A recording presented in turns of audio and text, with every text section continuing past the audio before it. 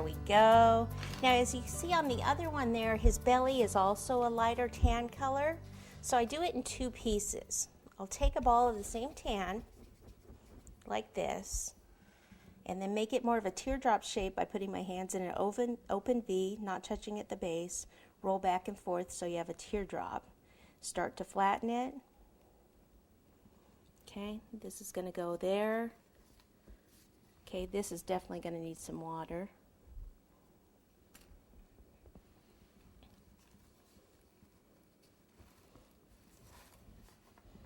Okay, so I'll just kind of spread it out under his arms. If you were putting the arms on separately, if it was a different kind of a mold that you were going to add arms after, then you could do it all in one piece. Okay, so now I'm going to add one at the top, teardrop shape. Whoops. Put a little water in this area.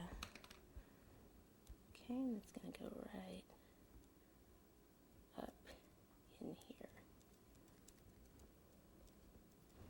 Need a little more water under there. You'll know when you need more water. Just don't use too much because your fondant can slide down on you. And okay, so I like to have a little bit in here, but he is going to be holding his corn. Okay, so we're good there. We'll take this tool, knife and scriber, make lines. You can even go around the edge, see, and blend it together. When you get down here, you usually have to go from the bottom up.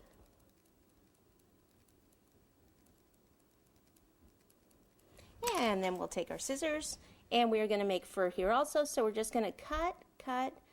So we'll cut a row and then go in between where we cut, and we're just going to go all the way down.